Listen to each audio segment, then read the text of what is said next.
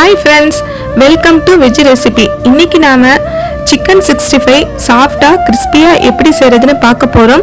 chicken 65 க்கு தேவையான பொருட்கள் நான் வீடியோல போட்டுருக்கேங்க. அதே அளவு எடுத்துக்கோங்க. ஒரு பவுல்ல போன்லெஸ் சிக்கனா பார்த்து எடுத்துக்கோங்க. நான் 1/2 கிலோ சிக்கன் எடுத்துருக்கேங்க. இதுல ஒரு ஸ்பூன் சோள மாவு, மிளகாத்தூள் 1 ஸ்பூன், கரம் மசாலா தூள் 1 ஸ்பூன், கடலை மாவு 2 ஸ்பூன், உப்புத்தூள் தேவையான அளவு எடுத்துக்கோங்க. இதில் கெட்டியான தயிரை 4 ஸ்பூன் ஆட் பண்ணிக்கோங்க. சிக்கனோட எல்லா பவுடரும் மிக்ஸ் ஆகிற மாதிரி நல்லா கலந்து விடுங்க. உங்களுக்கு நல்லா சாஃப்டாக வர்றதுங்கிறதுக்காக நாம் இந்த தயிரை ஆட் பண்ணுறோங்க. கலர்ஃபுல்லாக வேணும்னா ரெட் பவுடரை ஆட் பண்ணிக்கோங்க. நான் ரெட் பவுடரை ஆட் பண்ணுறேங்க. அதையும் சிக்கனோட நல்லா மிக்ஸ் ஆகிற மாதிரி நல்லா கலந்துக்கோங்க. கலந்த பிறகு ஃப்ரீசர் அல்லது வெயிலில் 1/2 மணி நேரம் ஊற வச்சுட்டு அப்புறம் பொரிங்க. அப்போதாங்க நல்லா சிக்கன் நல்லா டேஸ்டியாக சூப்பராக இருக்குங்க. ஒரு கடாயில் தேவையான அளவு ஆயில் விட்டுக்கோங்க. கலந்து வச்சிருக்கிற சிக்கனை ஒரு பீஸாக போடுங்க. சிக்கன் போடும்போது நீங்கள் சிம்மில் வச்சு போடுங்க. அப்போதாங்க ஆயில் தெரிக்காது.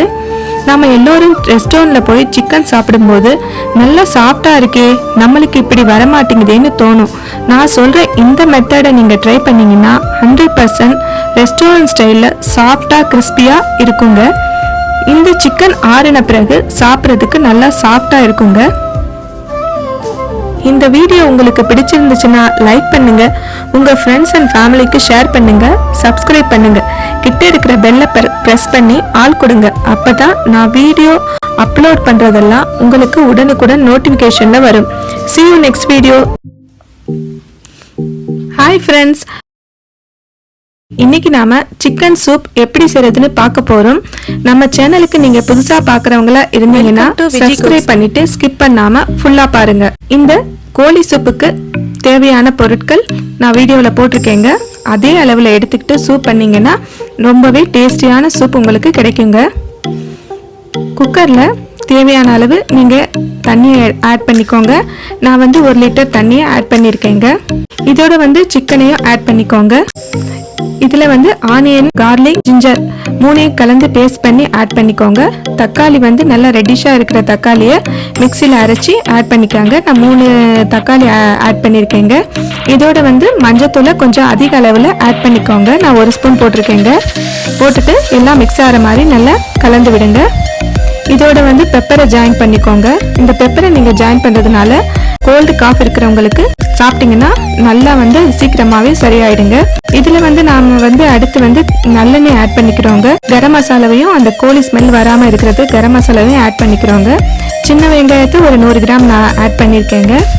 கொத்தமல்லியை இதோட ஆட் பண்ணிக்கோங்க. அப்பதாங்க சூப் நல்லா டேஸ்டியா இருக்கும். எல்லாம் கலந்து விட்டுக்கோங்க. இதுல ஜீரகத்தையும் ஆட் பண்ணிக்கோங்க. ஆட் பண்ணிக்கிட்டு நல்லா கலந்து விடுங்க. ஒரு 5 நிமிஷம் நல்லா கொதிக்க விடுங்க. அப்பதாங்க சூப் உங்களுக்கு கெட்டியா கிடைக்கும். இல்லைன்னா தண்ணி மாதிரியே இருக்கும். அது சாப்பிட்றதுக்கு கொஞ்சம் டேஸ்ட் கம்மியா இருக்கும். நல்ல கொதி வந்த பிறகு இந்த சூப் குழந்தைங்கலேருந்து பெரியவங்க வரைக்கும் ரொம்பவே விரும்பி சாப்பிடுவாங்க. இந்த பாருங்க நல்லா கொதிச்சுட்டே இருக்கு.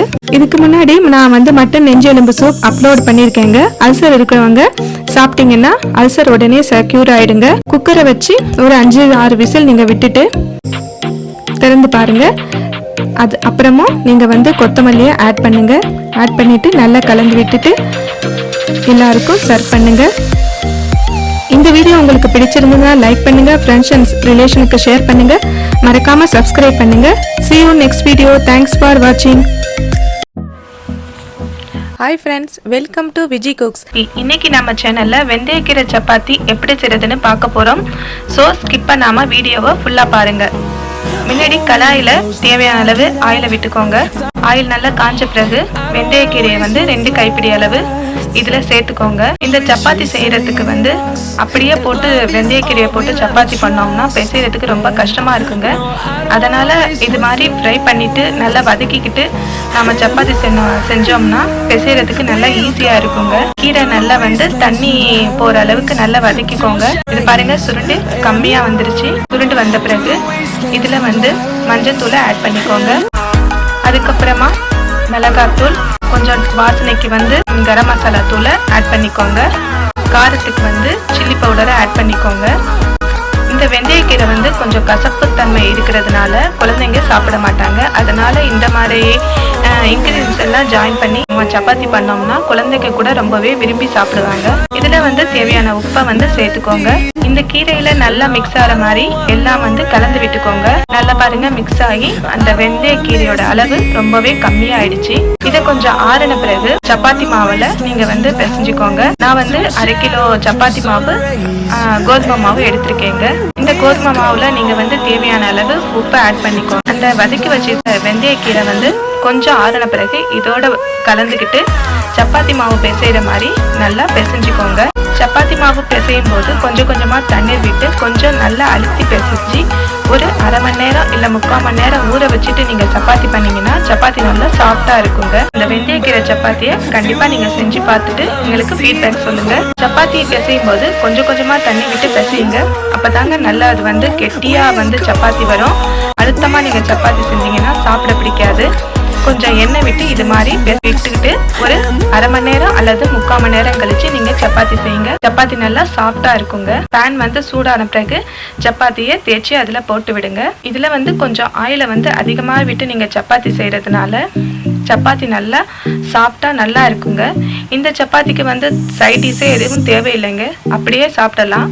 நீங்க விருப்பப்பட்டீங்கன்னா தக்காளி தொக்கு, தக்காளி சட்னி, இந்த மாதிரி சட்னியை வச்சு சைட் டிஷ்ஷா வச்சுக்கலாங்க.